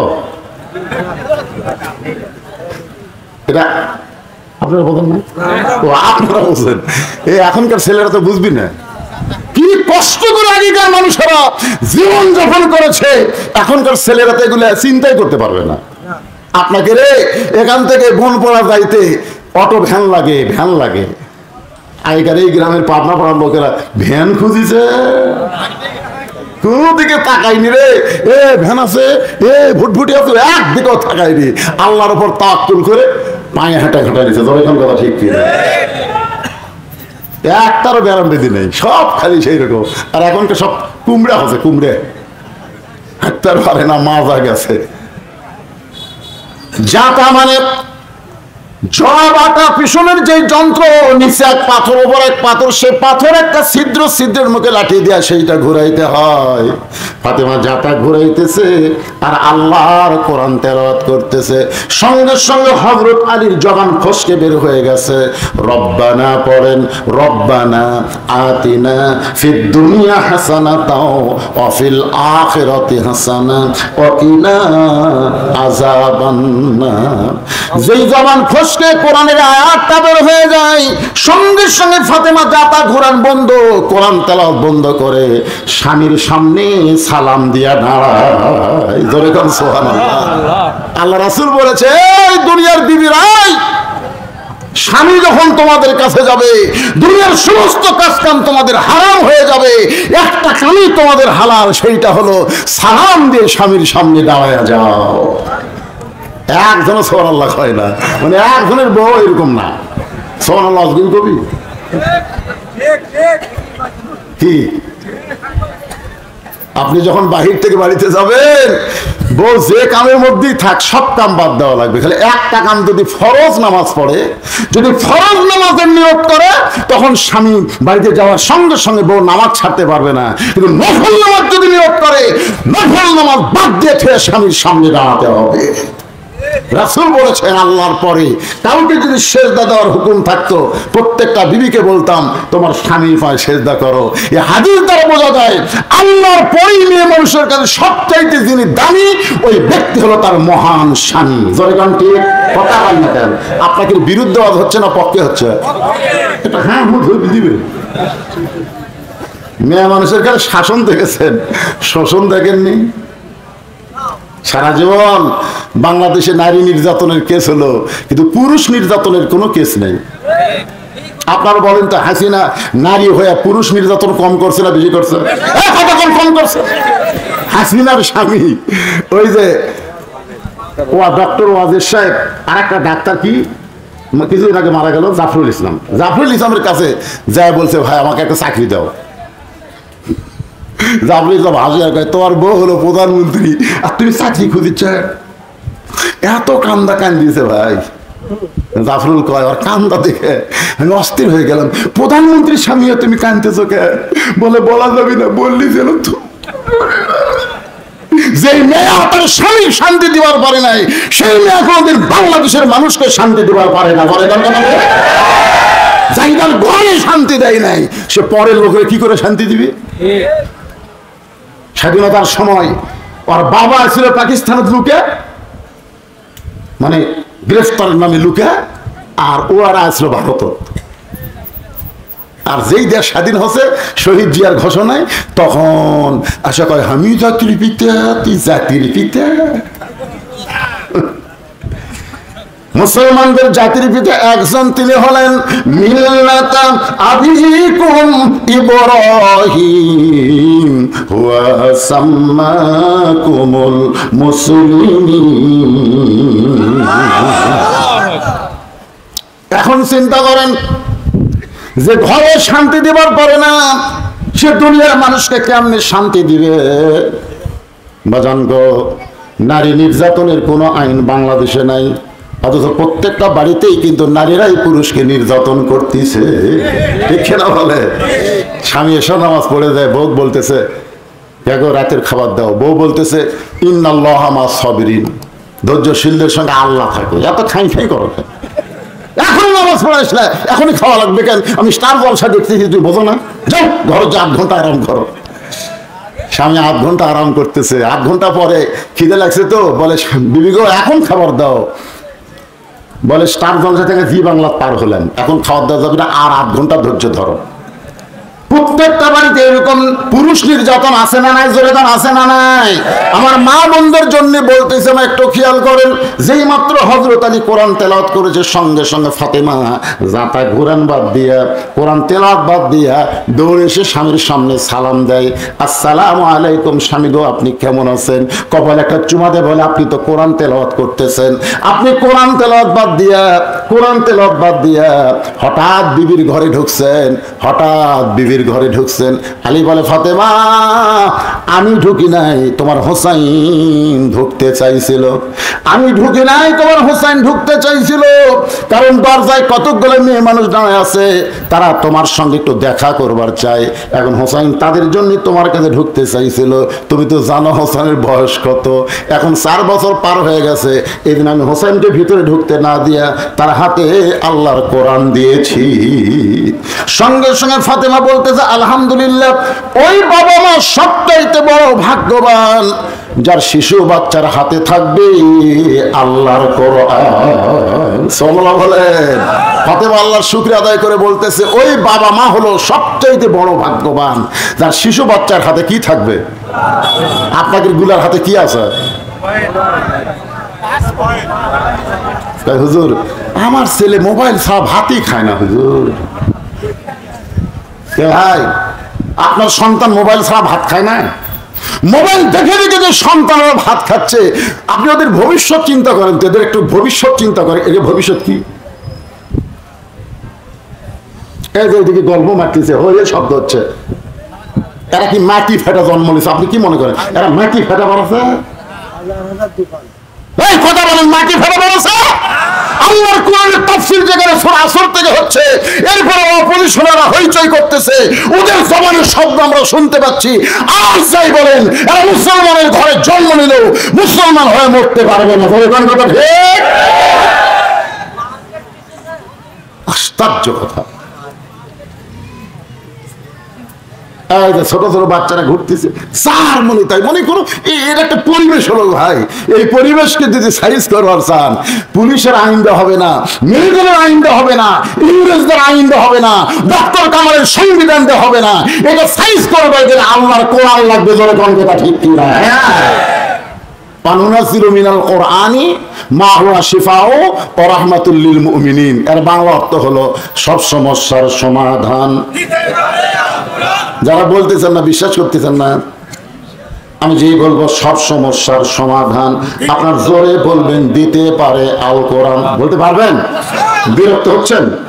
সব সমস্যার সমাধান আলী বলতেছেন ফাতেমা হোসেনের হাতে আল্লাহর কোরআন দিয়া আমি তোমার কাছে ঢুকছি, দরজায় নাকি কতগুলা মেয়ে মানুষ দাঁড়িয়ে আছে, তারা তোমার সঙ্গে একটু দেখা করবার চায়। তুমি পর্দা নিশি তোমার কাছে দেখা করে তারা হয়তো আমলের ব্যাপারে কিছু শিখতে চায়। ও ফাতেমা, আমি কি মেয়েদের জন্য দরজা খোলার ব্যবস্থা করব, তুমি কি এই ব্যাপারে হুকুম দাও? ফাতেমা বলে, স্বামী গো, আমার কোনো আপত্তি নাই, মেয়েরা যদি আমার সঙ্গে দেখা করবার চায় তাহলে আপনাকে পর্দার ব্যবস্থা করা লাগবে। যেই বলেছে যদি দেখা করবার চায় তাহলে পর্দার ব্যবস্থা করা লাগবে। আলী মুসকি মুসকি হাসের বলে, ফাতেমা, মেয়েরা মেয়ের সঙ্গে দেখা করবে, এখানে কোনো পর্দার ব্যবস্থা লাগবে না। ফাতেমা বলতেছে, আপনি পুরুষ মানুষ, বুঝবেন না, পর্দা সম্পর্কে আপনার চাইতে আমার বেশি আছে ধারণা। আলী কয়, আমি মরদ মানুষ, বুঝবো না? পর্দা সম্পর্কে আপনার চাইতে আমার বেশি আছে ধারণা। রাসূল বলেছে, আনা মাদিনাতুল ইলম ওয়া আলিউ বাবুহা, আমি হচ্ছে ইলমের শহর, ওই শহরের দরজা হলো হযরত আলী। আল্লাহ রাসূল বলেছেন, আমার আলীর মতন জ্ঞান কিয়ামত পর্যন্ত কোনো মানুষের মাথায় আসবে না। বলে কেন না সুবহানাল্লাহ। বিশাল জ্ঞানী ছিলেন হযরত আলী। রাসূল বলেছেন, আমার 4 জন সাহাবী 1 নম্বর, নরমে 1 নম্বর আবু বকর, গরমে 1 নম্বর ওমর, সম্পদে 1 নম্বর ওসমান, আর জ্ঞানী 1 নম্বর আলী। জোরে কোন সুবহানাল্লাহ। এত জ্ঞানী ছিলেন হযরত আলী। আর সেই জ্ঞানীর সামনে আমরা না হয় মূর্খ, আমাদের বউটো এখন অনেক কিছু শিখছে, কিন্তু আলী কি মূর্খ? কথা কেন, আলী কি মূর্খ? বলতেছে, পর্দা বিষয়ে আপনার চাইতে আমার জ্ঞান বেশি। আলী বলতেছেন, ফাতেমা, পর্দা বিষয়ে আমার চাইতে তুমি কে বেশি জানো, আমি একটু তোমার কাছে জানতে চাই। ফাতেমা বললেন, স্বামী গো, যে মেয়েরা দরজায় দাঁড়িয়ে আছে আপনি কি তাদের চিনেন? যেই বলছে আপনি কি তাদের চিনেন, সঙ্গে সঙ্গে হযরত আলী চুপ করছে। মারাত্মক মারিফতের কথা। যে মেয়েরা আমার সঙ্গে দেখা করবার চাই দরজায় দাঁড়িয়ে আছে, আপনি কি তাদের চিনেন? আলী বলতেছেন, ফাতেমা, এই দুনিয়াতে একজন নারীকেই চিনি, যে হলো আমার হাসান হোসেনের মা। যদি আলী বলতো আমি চিনি, একদিন আমার বউরে কইলাম, আমার চাচাতো ভাই, বউটা ভালোই পাশে, যে বলছি বউটা ভালোই পাইছে, খুব সুন্দরী। আমার বউ কয়, আপনি কবে থেকে লুচ্চা হলেন? আমি বললাম, লুচ্চা মানে? তা আপনি একজন আলিম হয়ে একজনের বউ দেখেন, আপনার লজ্জা করে না? আমি এরপর থেকে কোনো মেয়েকে যদি দেখি আর বউয়ের কাছে কোনোদিন কই না, কারণ কইলেই ধরা খাওয়া লাগে। আমি কান ধরে তওবা করছি, না আর দেখবই না, আর দেখবই না। যদিও দেখি বউয়ের কাছে আর বলা যাবি না। আলী বলতেছেন, ফাতেমা, এই দুনিয়ার একজন মেয়েকেই শুধু আমি চিনি, সে হল আমার হাসান আর হোসেনের মা। ফাতেমা বলে, স্বামী গো, যে মেয়েরা দরজায় দাঁড়িয়ে আছে সমস্ত মেয়েরাই পর্দানিশী, কিন্তু একটা যদি বেপর্দা হয়, যে মেয়েরা আমার সঙ্গে দেখা করবে সবাই পর্দানিশী, কিন্তু একজন যদি বেপর্দা হয়, বেপর্দা নারী যারা শয়তানের যানবাহন তারা। সবাই আমার সঙ্গে বলবেন, বেপর্দা নারী যারা শয়তানের যানবাহন তারা। বেপর্দা নারীর মধ্যে দিয়ে শয়তান আমাদের সমাজের মধ্যে ঢুকে যায়, আপনার বাড়ির মধ্যে ঢোকে, আপনার পরিবারের মধ্যে ঢোকে। পুরুষের মাধ্যমে শয়তান ঢোকে না, শয়তান ঢোকে নারীর মাধ্যমে। কারণ জান্নাতের মধ্যে আদম আলাইহিস সালামের কাছে শয়তান আসতে পারে নাই, শয়তান এসে হাওয়ার কাছে। জোরে কথা কান না গায়।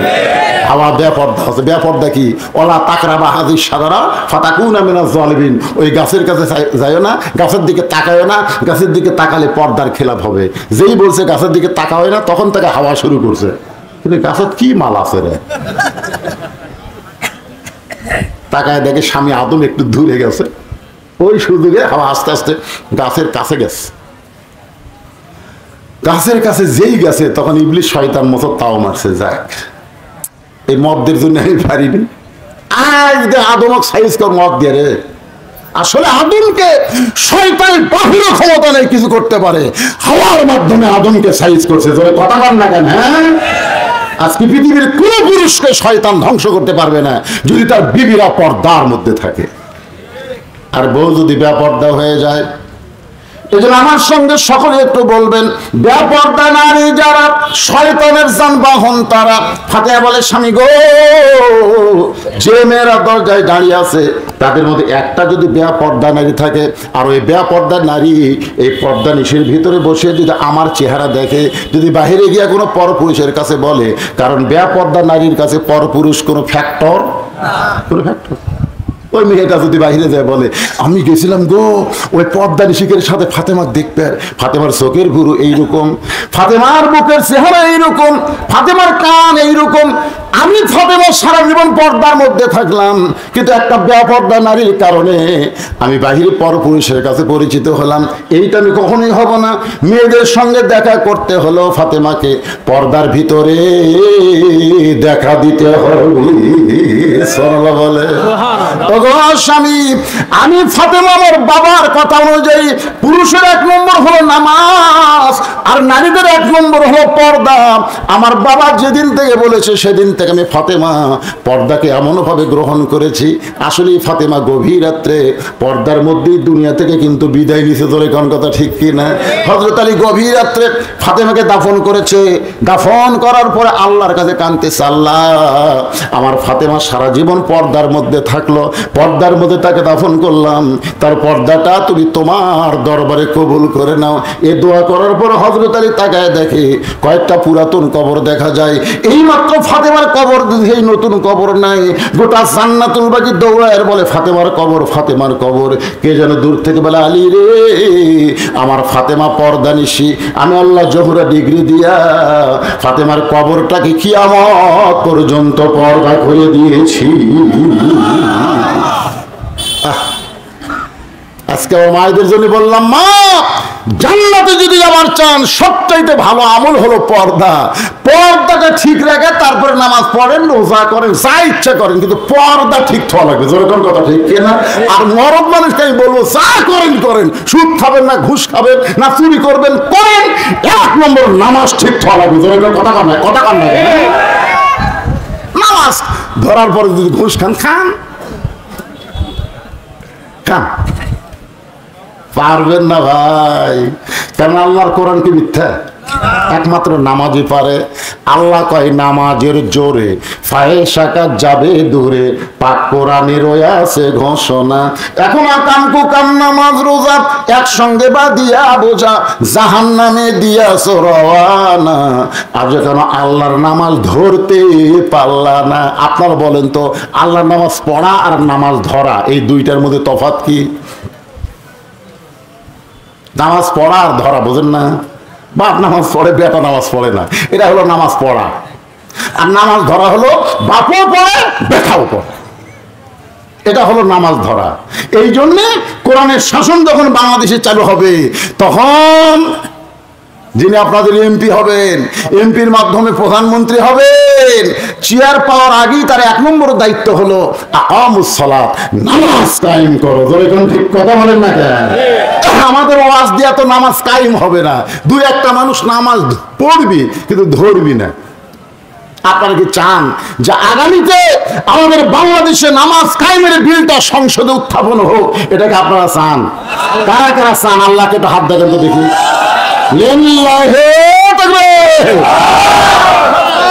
হাত নামান। এখন যারা নামাজ পড়ে না তারা কি এক বিপদে পড়লাম রে। আসলে যারা নামাজ পড়ে না, দুনিয়ার সবচাইতে নামাজি তাদেরকে কঠিন মনে হয়। দেখবেন সবই করে, কিন্তু নামাজত গেলি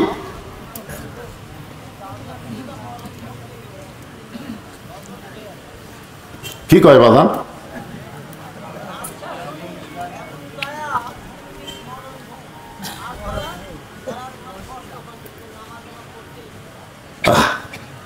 যারা নামাজ ধরেছে তাদের একটা কথা বলবো, যারা নামাজ ধরেছে তাদের একটা চরিত্রের কথা বলি। সে যদি ইচ্ছা করে কোনোদিন এশার নামাজ বাদ দেয়, ঘুমাবার যায়, যতই ঘুমের ট্যাবলেট খাক আর ঘুম ধরবে না যতক্ষণ নামাজ আদায় না করবে। দেখেন নামাজ একবার ধরে দেখেন, আপনি সব ছাড়বেন কিন্তু আপনি নামাজ ছাড়তে পারবেন না। নামাজ ছাড়া আপনাকে শান্তি লাগবে না। এই জন্য ও আমল সালেহের মধ্যে আজকে 2টা আমলের কথা বললাম। পুরুষের জন্য 1 নম্বর হলো নামাজ, আর নারীদের জন্য 1 নম্বর হলো পর্দা। সূরা আসরের 3 নম্বর বিষয় হলো ওয়াতাওয়াসাউ বিল হক। ওয়াতাওয়াসাউ বিল হক। আচ্ছা, আপনারা যে ওটা বসা যে ছেলে ফেলে উঠতেছে কিছু কর না কেন? কি শেষ করে দেব? আমার কথা কি শুনতে আপনাদের অসুবিধা হচ্ছে? মাইকের সাউন্ড কি কানে ঢুকতেছে? তো তাহলে আপনারা এরকম ব্যাগ সাইজ মাঝে মধ্যে হন কেন? সূরা আসরের বিষয় কয়টা? জোরে বলেন কয়টা? 1 নম্বর হলো ঈমান, 2 নম্বর আমিলুস সলিহাত, নেক আমলের মধ্যে পুরুষের 1 নম্বর নামাজ, নারীদের 1 নম্বর পর্দা। এই দুইটা সম্পর্কে আলোচনা করে 3 নম্বর বিষয় হলো ওয়াতাওয়াসাউ বিল হক। বাংলাদেশে একটা আলেম ছিল, মস্ত বড় শাইখুল হাদিস, নাম হলো আজিজুল হক। যেরকম নাম কি? আজিজুল হক। ওনার এক ছেলে নাম হলো মামুনুল হক। আপনারা বলেন তো, এই 2 হক 2 জনই জেলখানা ঢুকছিল কি অপরাধে? কথা কয় না রে, বাংলাদেশের লোক কথা কয় না রে। এই মামুনুল হকের বাপ আজিজুল হককেও কিন্তু হাসিনা সরকার জেলের মধ্যে ঢুকেছিল। জোরে কোন কথা ঠিক না? ওযু করার পানি পর্যন্ত দেয়নি। শাইখুল হাদিস যিনি বুখারী শরীফ বাংলা অনুবাদ করেছেন, সেই শাইখুল হাদিসকে জেলের মধ্যে ঢুকাইছিল এই হাসিনা সরকার। ওযুর পানি দেয়নি, তার ছেলেকেও জেলখানায় ঢুকালো। আপনারা বলেন তো কি অপরাধে? অনেকেই হয়তো আপনাকে তেলতালারা বলবে, তেলতালা বোঝেন না? সারা তেলতালারা, আমার এলাকার তেলতালারা গরিবের ছেলে যদি লেখাপড়া করে যতই পড়ুক ম্যাট্রিক পাস করবি না, আগেই কয়ে দেয়। ম্যাট্রিক যখন পাস করে কই ম্যাট্রিক পাস করলে কি হবে রে? আয়ত ফেল করবি। আয়ে যখন পাস করে, আয়ে পাস করলে লাভ আছে, বিএ পাস করবার পারবি না। বিএ যখন পাস করে তেলতালা কয় যতই পাস করুক চাকরি নাই। পরে যখন চাকরি পায় কয় যতই চাকরি পাক থাকবি না। যখন বহুদিন চাকরি থাকে তখন তেলতালা কি কয়? যতই চাকরি করুক আমার সাথে পারবি। মানে তেলতালা খালি উপরই থাকবার চাই, নিচে বলবার চাই না। বলে কথা ঠিক। সমাজের মধ্যে এরকম তেলতালা আছে না নাই? তেলতালা, এই শালা তেলতালারা এখন 4টা দল হয়ে গেছে। 1 নম্বর হলো তারা গুজব লীগ। জোরে কোন কি লীগ? 2 নম্বর হলো তারা আফসোস, আগে ভালো আছিল, আগে ভালো আছিল, মেরা খাওয়া হচ্ছিল, আফসোস করতেছে না, তার নাম হলো কি লীগ? আফসোস লীগ। আর একটা আছে হতাশা লীগ। জোরে বলেন কি লীগ? আর পয়লা আছে আওয়ামী লীগ।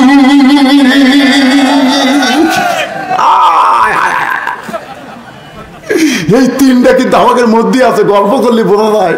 আফসোস করে, বুঝবি না? আফসোস লীগ ধরা দেয় না। ওই যে আওয়ামী লীগ শালা ধরা দেয় না, কথাবার্তা ধরা দেয়। আর একটা হলো গুজব। ঢাকার খবর জানিস? ঢাকা ডক্টর নুসর বেশি থাকা পারতেছিল, শালা গুজব লীগ। আর একটা হলো হতাশা। এই 3টা বর্তমানে আমাদের সমাজত আছে, কিন্তু পয়লা গেছে আওয়ামী লীগ। কোন কথা ঠিক কিনা?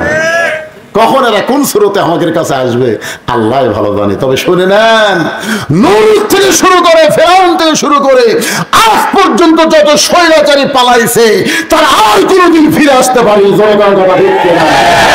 হাসিনার জন্য গোটা বর্ডার খুলে দিল, হাসিনার বাংলাদেশে কোনোদিন ফিরে আসবে না। এই হাসিনার চামচাগুলো আমাদের বাংলাদেশকে অস্থির করার জন্য গুজব ছড়ায়। ধরে কোন কথা ঠিক কিনা?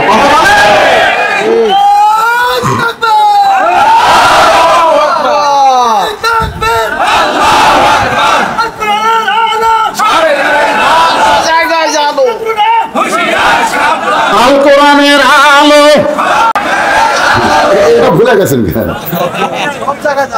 সব জায়গা বারে, কোনো জায়গা বাদ হবে না। খালি সংসদ কোরআনকে সব জায়গায় বললে আর ওরা কিছুই মনে করবে না। একটু মনোযোগ দিয়ে শোনেন। 3 নম্বর বিষয় হলো ওয়াতাওয়াসাউ বিল হক। আমি এতক্ষণ কিন্তু যে এক সাঁড়ের উপর যার উপর তকবীর হলো, আমি কিন্তু কিছু হক কথা কইছি। হক মানে কি? সত্যি কথা কয় না, সত্যি কথা, সত্য কথা। আপনার বলেন তো এই কোরআন কি? সত্য। কুল জাল হক ওয়া যাহাকাল বাতিল ইন্নাল বাতিলা কানা যাহুকা। আমি আপনাদেরকে অনুরোধ করব, এই যে মাঝে মধ্যে আসে বসে দূর দিয়ে আবার এসে বসে, এই কামটা করেন না। এই 2টা বিষয় অন্তত মনোযোগ দিয়ে শোনা লাগে ভাই, কারণ সামনে আমাকে শুভ দিন, চিন্তা ভাবনা করে নিন। ধরে কোন কথা ঠিক কিনা? এই জন্য আগেকার দুটো ইমান আর আমল যা শুনতেন এই পরকার দুটো সাবজেক্ট একটু মনোযোগ দিয়ে শোনা লাগবে জান, কারণ হাকিম ভাই আমার সাথে দেখা করে গেছে, কথা ঠিক রে এই শোনাই লাগবি রে সোনার চানেরা। আপনারা কোন তো এই যারা করোনা আন্দোলনের নেতা হয়ে আপনাদের কাছে মাঝে মধ্যে আসে, আগামী ইলেকশনে যাবার চাই, এদের বিরুদ্ধে একটা কথা কোন তো যে হুজুর এরা অমুকের টাকা মারছে, অমুকের এই জিনিস চুরি করে খাচ্ছে, এরা অমুকের মেয়ে ধর্ষণ করছে, একটা কোন কথা কয় না, কথা বল না কেন?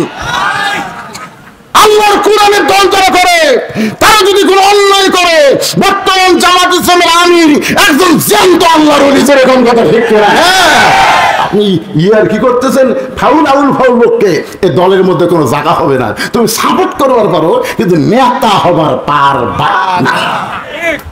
এই দলের যে ঠিক মতো কাজ কাম করবে, লেগে থাকবে, কোরআন হাদিসকে গ্রহণ করে নেবে, সে যদি ফকিরেরও বাচ্চা হয় তারও আমির হওয়ার যোগ্যতা আছে। তুমি কোটিপতি হয়ে, ডাক্তার হয়ে, ব্যারিস্টার হয়ে ঢুকেই কো আমি এমপি ডামো, এত সহজ না। কারণ সব দলের টাকা বন্ধ হলে ওই দল মানুষ কমে যাবে, কিন্তু এমন ইসলামী দল এদের টাকা বন্ধ হলেও এরা জীবন দিয়ে আল্লাহর দল করবে। কথা কেমন বুঝতেছেন? অথবা সাওবিল হক, হক কথা বলতে হবে, হক পথে চলতে হবে।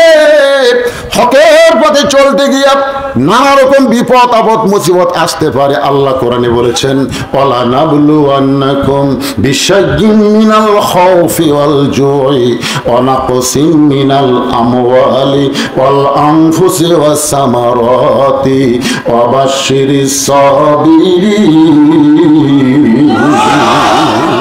অথবা ২৪ সূরা আসরের ৪ নম্বর বিষয়। আচ্ছা, এই মসজিদের জন্য কি আপনি গামছা দিছিলেন? গামছা আদায় হচ্ছে না? আপনারা এই মসজিদের উন্নয়ন কল্পে আপনাদের কাছে গামছা যাবে, ব্যাগ যাবে, আপনার যে যা পারবেন, কম হোক বেশি হোক আপনারা দিবেন।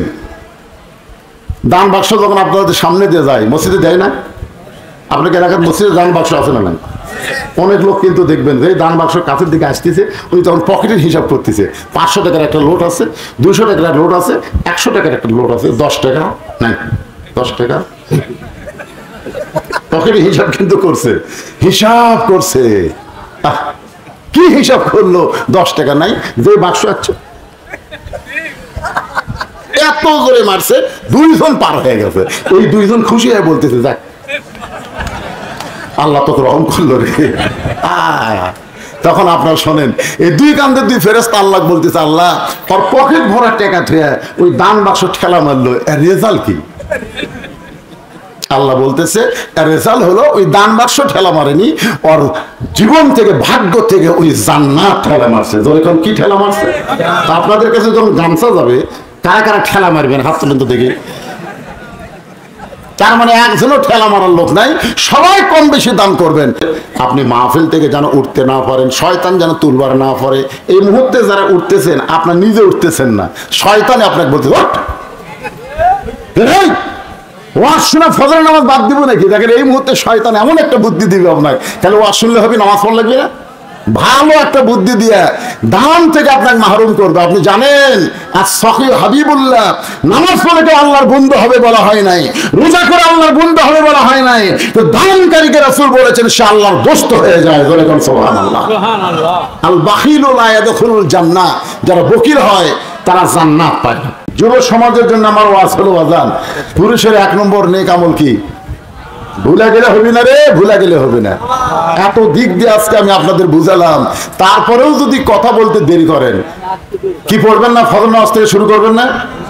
এই যুব সমাজ যারা কষ্ট করে মাহফিল আয়োজন করতেছে, আমি যুবকদের জন্য বলি বাজান, এই যুবক বয়সে নামাজ পড়বে, বুড়ে হলে পারবে না। সামি আল্লাহ হুলিমান হামিদা কলি, ওরে বাবা রে, মানে মাজা ব্যথা হতে, মাজা ব্যাক হয়ে গেছে, আর মাজা সোজা করে পারতেছে না। এই জন্য আল্লাহ রাসূল বলেছেন হাসরের ময়দান আল্লাহ বলবেন তোমার শৈশবকাল বুড়াকালের কোনো হিসাব দেওয়া লাগবে না, যৌবনকালের হিসাব দেওয়া, তোমরা জান্নাতে যাও। তাই যুব সমাজকে বলবো বাজান, এখন থেকেই তোমরা নামাজ শুরু করো। যে মেয়েটার কোনোদিন বাচ্চা হয় নাই, পেটে বাচ্চা আইছে, আপনার বলেন তো তার প্রসব বেদনা আছে না নাই?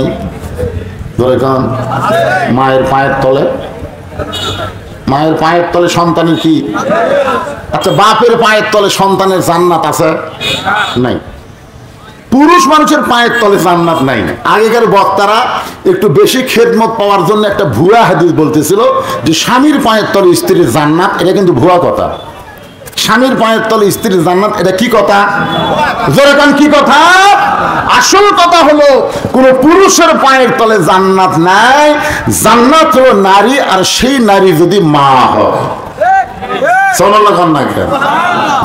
এখন প্রসব বেদনা যখন শুরু হয়েছে, আমার বউকে আমি বলছিলাম, কে গো, প্রসব বেদনা যখন শুরু হয়ে যায় ব্যথাটা কোন দিকে?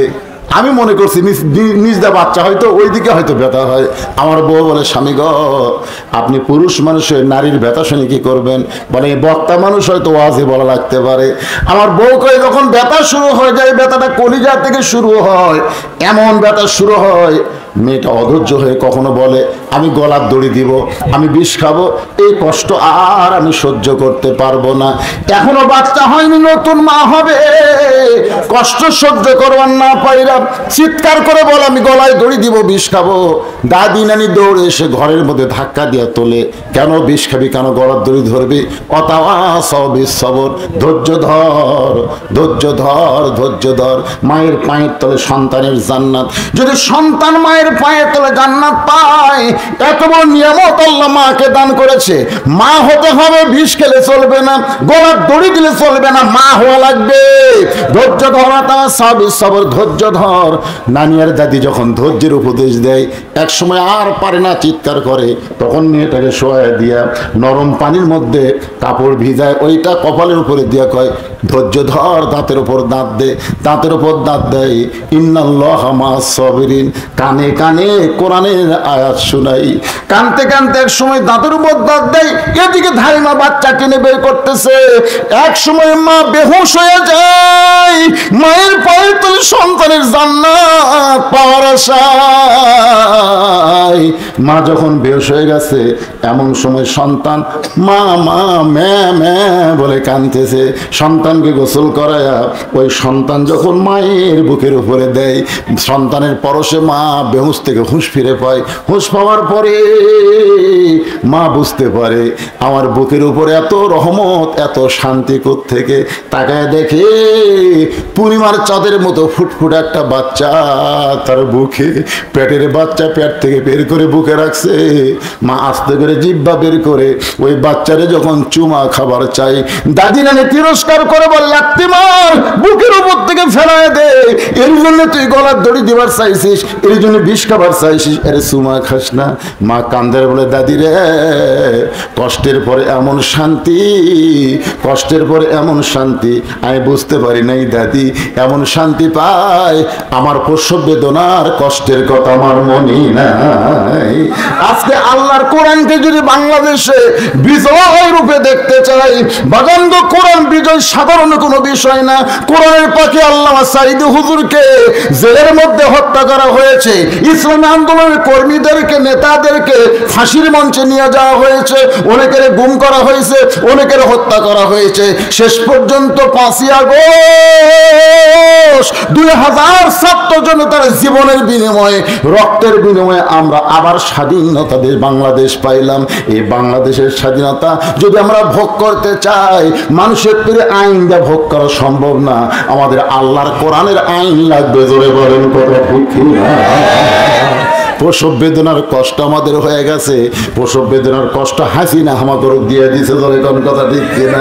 এখন হলো ওই বাচ্চাটা বুকের উপরে পাইছি, ওই বাচ্চাকে লালন পালন করা, ওই বাচ্চাকে লালন পালন যদি করতে চাই, একদম ঘোড়াডম আইরে আইটিয়ে নাই ভরা দিয়ে না লেগেল বোয়াল মাছে, তাই না থেকে ভদর নাচে, এই বই আমরা দিব না। হযরত আলী হোসেনের হাতে যেমন আল্লাহর কোরআন দিয়েছিল, আমরা তেমন কোরআনের সমাজ করতে চাই।